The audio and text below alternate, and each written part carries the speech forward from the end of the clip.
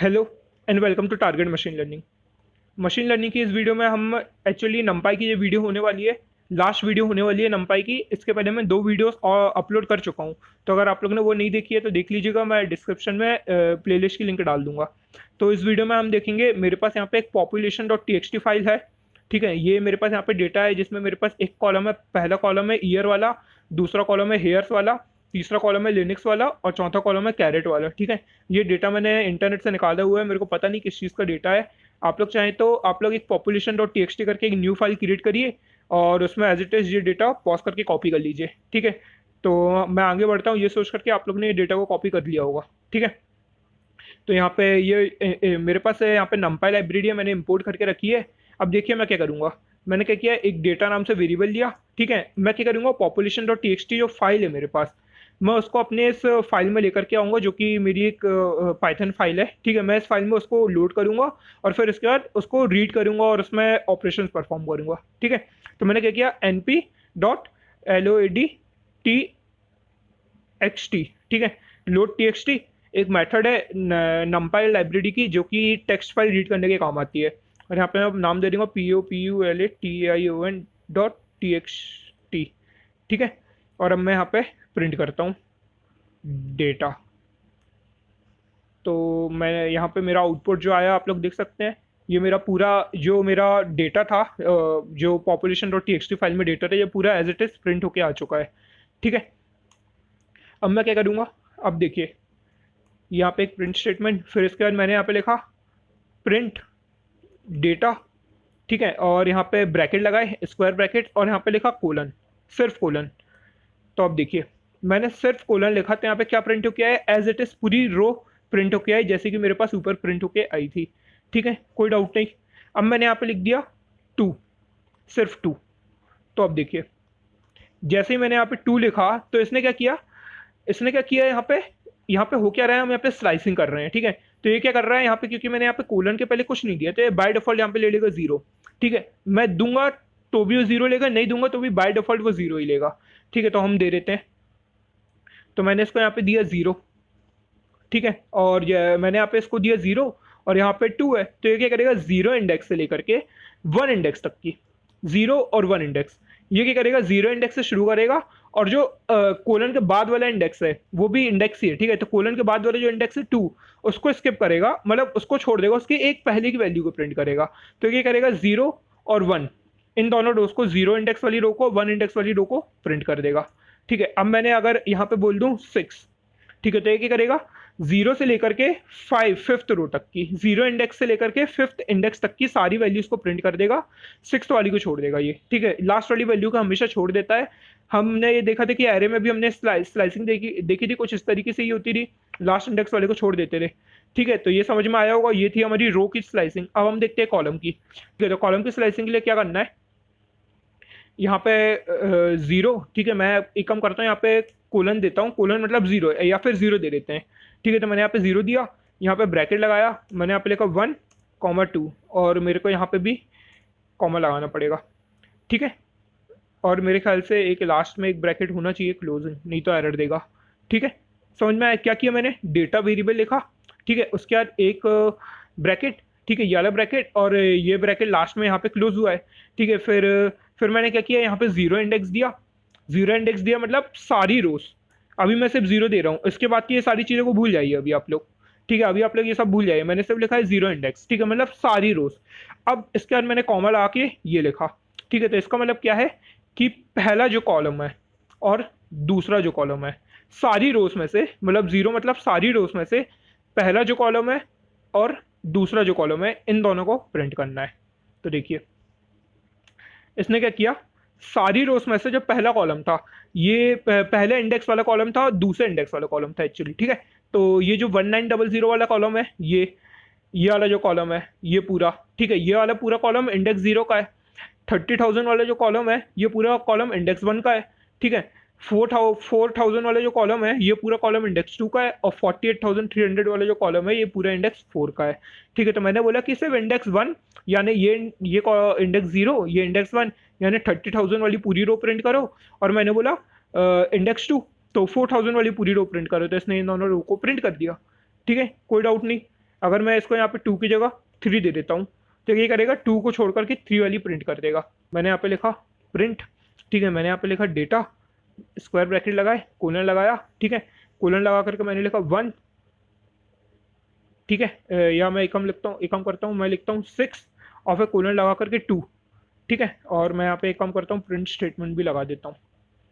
तो मैं यहाँ पे क्या कर रहा हूँ, स्टेप ऑफ 2 लगा रहा हूँ। स्टेप ऑफ 2 मतलब कि जितनी भी वैल्यूज 0 से लेकर के 6 के बीच में ये प्रिंट करेगा उनको एक एक करके स्किप भी करेगा, ठीक है। तो मैंने बोला 0, तो ये 0 वाली रो को पूरा प्रिंट करेगा, फिर फर्स्ट इंडेक्स वाली रो को स्किप कर देगा, फिर सेकंड इंडेक्स वाली रो को पूरा प्रिंट करेगा, फिर थर्ड इंडेक्स वाली रो को पूरा स्किप कर देगा। तो ये देखिए इसने ऐसे ही किया है, 1900 वाला, फिर सीधे 1902, फिर 1904, 1901 और 1903 को इसने स्किप कर दिया। मैं और अगर इसको आगे बढ़ा के 6 की जगह 8 देता तो फिर ये 1904 की जगह फिर 1904 के बाद 1906 प्रिंट करता, ठीक है। समझ में आया आप लोग को? तो ये था हमारा जो population.txt फाइल है, हम उसको कैसे यहाँ पे ऑपरेशन परफॉर्म करते हैं, ठीक है। अब यहाँ पे हम एक काम और कर सकते हैं, मैंने लिखा यहाँ पे प्रिंट, ठीक है। मैंने यहाँ पे क्या किया, एक काम करता हूँ मैं, ये जो मेरा यहाँ पे ये मैंने यहाँ पे प्रिंट किया है, कंट्रोल C करता हूँ मैं इसको, और यहाँ पे कंट्रोल V, और इसको मैं txt करके एक वेरिएबल में स्टोर कर लेता हूँ। और अब मैं यहाँ पे प्रिंट स्टेटमेंट लिखता हूँ और मैंने लिखा txt डॉट, मैंने यहाँ पे लिखा std, ठीक है, और इसके आर्गुमेंट में पास कर दिया axis इक्वल्स टू 0। तो ये मेरे को क्या कर रहा है, मैंने इसको बोला कि जो डेटा जो मेरा यहाँ पे 6:2 वाला था, मतलब कौन सा वाला था, ये वाला था, ठीक है, ये वाला जो था, इसमें मैंने इसको बोला कि एक्सेस 0, सिर्फ एक्सेस 0 मतलब सिर्फ ये वाली जो रो है इसके सारे के सारे मेरे को स्टैंडर्ड डिवीजन वाली वैल्यूज प्रिंट करके दो, ठीक है। अगर मैं यहाँ पे इसको एक्सेस 0 या ऐसा कुछ नहीं देता हूँ तो देखते हैं क्या प्रिंट करके देता है। तो आप लोग देख सकते हैं कि इसने यहाँ पे मेरे को ओवरऑल स्टैंडर्ड डेविएशन प्रिंट करके दिया है, ठीक है, मतलब इन सारी वैल्यूज़ का स्टैंडर्ड डेविएशन प्रिंट करके दे दिया है सिर्फ का, ठीक है। इसने इन सारी वैल्यूज़ का स्टैंडर्ड डेविएशन यहाँ पे मेरे को प्रिंट करके दे दिया है, ठीक है। अब मैं एक काम करता हूँ, यहाँ पे कंट्रोल Z करके यहाँ पे लिखता हूँ एक काम एक्सेस 1, ठीक है। अब देखिए मैंने यहाँ पे एक्सेस 1 लिखा तो इसने क्या किया, पहली एक्सेस जो ये है इसका सारे के सारे डेटा इन सब वैल्यूज़ का यहाँ पे इसने स्टैंडर्ड डेविएशन कैलकुलेट करके प्रिंट करके दे दिया है, ठीक है। तो हम इस तरीके से स्टैंडर्ड डेविएशन कैलकुलेट कर सकते हैं। हमने देखा कि population.txt फाइल से हम क्या कर सकते हैं, ठीक है। अब हम देखते हैं, अब मैं सबसे पहले मैं इन सारी चीज़ों को यहाँ से हटा देता हूँ, ठीक है। आप लोगों को समझ में आया होगा, आप लोग लिख सकते हैं इन सारी चीज़ों को, ठीक है। अब देखिए मैंने क्या बात करी थी, मेरे पास एक np.array एरे मेथड है, ठीक है।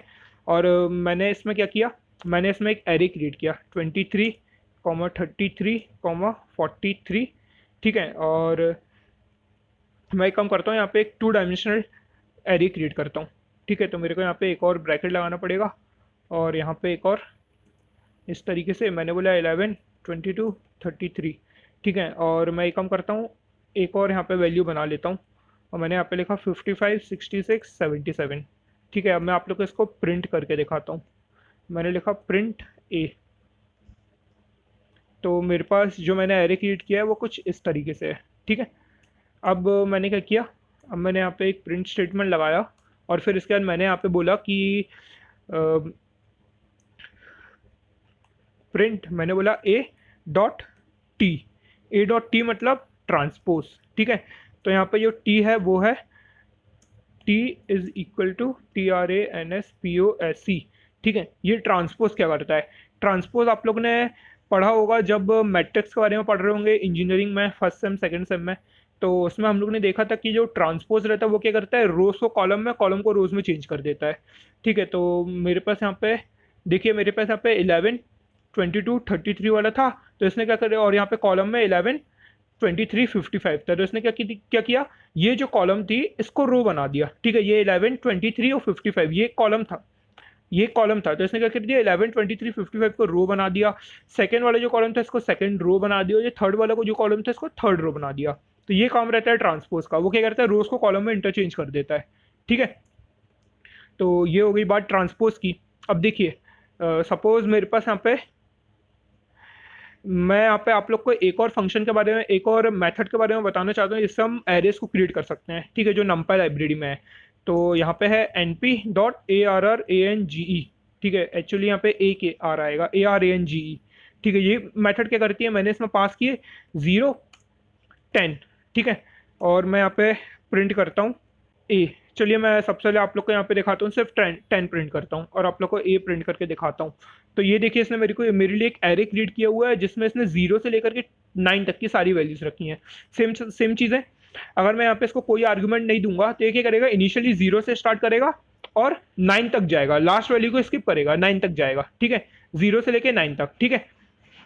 अगर सपोज मैं यहाँ पे दे देता हूँ 0 की जगह 2, ठीक है, तो अब देखिए ये 2 से लेकर के 9 तक की सारी वैल्यूज को प्रिंट कर रहा है। तो ये काम रहता है अरेंज फंक्शन का, ठीक है। और अब देखिए मैंने यहाँ पे क्या 0, ठीक है, मैंने यहाँ पे लिखा 40 कॉमा, मैंने यहाँ पे लिखा 10। तो ये क्या करेगा, देखिए मैं आपको प्रिंट करके दिखाता हूँ। इसने क्या किया, इसने मेरे को एक ही स्किप करके 10 स्किप करके 0, फिर 10 स्किप करके अगला 10, फिर से 10 स्किप करके 20, फिर 10 स्किप करके 30। तो 10 के स्टेप पर इसने मेरे को एक एरे क्रिएट करके दे दिया, 0 से लेके 10 20 30, ठीक है। अब मैं यहाँ पे क्या करता हूँ, देखिए मैंने लिखा प्रिंट, फिर मैंने लिखा प्रिंट ए कोलन, यहाँ पे लिखा मैंने कॉमा np.new AXIS, ठीक है, और मैंने इसको प्रिंट कर दिया। तो देखिए इसने मेरे को क्या किया, यहाँ पे इसने इस रो को कॉलम में चेंज कर दिया, ये जो रो थी इसको एक मैट्रिक्स में चेंज कर दिया, जो कि इसका शेप अगर हम देखें, ठीक है, तो मैं एक काम करता हूँ, इन सारे को कंट्रोल X करता हूँ, यहाँ पे मैंने b इज इक्वल टू, ठीक है, और मैं यहाँ पे b को प्रिंट करता हूँ कॉमा, एक काम करता हूँ यहाँ पे /n, क्योंकि न्यू अगली लाइन से प्रिंट करेगा, और यहाँ पे लिखा b.shape, ठीक है। अब देखिए ये मेरे को यहाँ पे प्रिंट करके दे रहा है कि ये जो b है ये एक एरे है, सॉरी मैट्रिक्स है, और ये मैट्रिक्स है 4x1 का, ठीक है। मतलब यहाँ पे रो कितनी है, यहाँ पे 4 रो हैं और 1 कॉलम है, 4x1 मतलब 4 रो और 1 कॉलम, ठीक है। तो ये एक 4x1 का मैट्रिक्स है, ठीक है। अब मैंने यहाँ पे क्या किया, ए एक मैट्रिक्स है, बी एक मैट्रिक्स है, मैंने यहाँ पे लिखा c is equal to a plus B, और मैंने यहाँ पे प्रिंट कर दिया c को। तो देखिए c को प्रिंट किया तो इसने क्या किया, इन सारी वैल्यूज को ऐड कर दिया। तो 0 को सबसे पहले 0 से, फिर 0 को 10 से, फिर 0 को 20 से, फिर 0 को 30 से। तो 0 प्लस 0 0, 0 प्लस 10 10, 0 प्लस 20 20, 0 प्लस 30 30। फिर अगली वाली जो वैल्यू है 10, 10 को 0 से तो 10, 10 को 10 से 20, 10 को 20 से 30, 10 को 30 से 40, ऐसे ही सेम 20 को हर एक से और 30 को हर एक से। तो इसने ये सारी वैल्यूज यहाँ पे लिख दी है, ठीक है। तो आप लोगों को समझ में आया होगा ये क्या किया है मैंने। अब देखिए यहाँ पे जैसे कि मेरे पास यहाँ पे मैं आप लोग को 2 फंक्शंस के बारे में और बताना चाहता हूँ, जिनमें से एक है रीसाइज और रीशेप, और एक और जो है फंक्शन है वो है रावल, ठीक है। रावल फंक्शन की बात हमने करी थी। रावल फंक्शन क्या होता है, वो डायमेंशंस को रिड्यूस करता है, ठीक है। तो मैं सबसे पहले इन सबको हटा देता हूँ यहाँ से, ठीक है। मैंने एक एरे क्रिएट किया जो कि है np.array,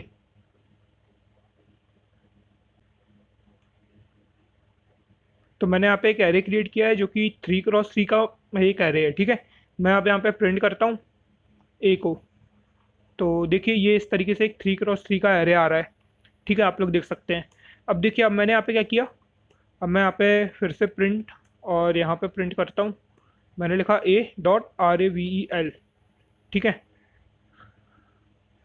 तो देखिए इसने क्या किया, ये जो 3x3 का मैट्रिक्स था जिसमें 2 3 4 5 6 7 8 9 10 11 22 33 ये वैल्यूज थी, तो इसने क्या किया, इन सारी वैल्यूज को सॉर्टेड ऑर्डर में, मतलब सॉर्टेड ऑर्डर में नहीं, जिस ऑर्डर में थी, ठीक है, यहाँ से लेके स्टार्ट किया 2 से लेकर के, और एक एक करके इसने 1D एरे में इसको बना दिया, ठीक है। अब मैं अगर इसको ऐसे करूँ, यहाँ पे a कॉमा a.shape, ठीक है, और पर इसके पहले मैं एक काम करता हूँ, यहाँ पे लगा लेता हूँ /n, ठीक है, और यहाँ पे कॉमा, ठीक है, और यहाँ पे सेम चीज़ मैं करता हूँ, कंट्रोल X मैंने किया, यहाँ पे मैंने लिखा b is equal to, paste किया, ठीक है, और मैंने यहाँ पे लिखा b कॉमा, मैंने यहाँ पे लिखा /n कॉमा b.shape। मैं आप लोग को शेप प्रिंट करा के दिखा रहा हूँ इन दोनों का।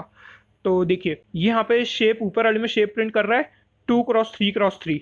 मतलब इसका मतलब क्या है, ये बीच का जो 2 है और लास्ट वाला 3 है, ये है 2x3, मतलब 2 रोज और 3 कॉलम का मैट्रिक्स है और जिसका डायमेंशन है 2। ठीक है, इसका मतलब क्या है, 2x3 का मैट्रिक्स है, 2 रो 3 कॉलम का मैट्रिक्स है, इसका डायमेंशन है 2।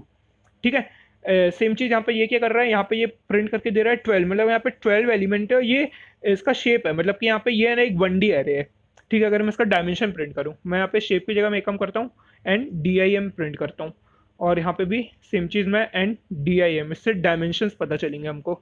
तो देखिए यहाँ पे ये इसने प्रिंट करके दिया 3 और यहाँ पे इसने प्रिंट करके दिया 1, मतलब ये 3 डायमेंशन का मैट्रिक्स है और ये 1 डायमेंशन का मैट्रिक्स है।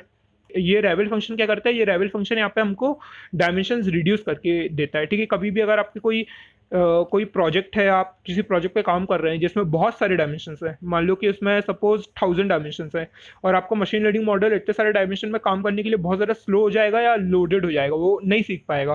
ठीक है, आप क्या कर रहे हैं, मशीन को सिखा रहे हैं, जैसे कि आप किसी बच्चे को सिखा रहे हैं। अगर आप किसी की 3 साल के बच्चे को 10th क्लास की मैथ सिखाने लगे तो उसकी वो बहुत ज़्यादा बर्डन पड़ जाएगा, जैसे सेम हमारी मशीन के साथ होता है। ठीक है, तो वो एक तरह से क्या है, सही तरीके से परफॉर्म नहीं कर पाएगा, तो हमको क्या करना पड़ेगा, डायमेंशंस को रिड्यूस करना पड़ेगा, तो उसके लिए हम रावल मेथड का यूज़ करते हैं। ठीक है, तो आज की इस वीडियो में इतना ही। मिलता हूँ आप लोग से अगली वीडियो में। Thank you.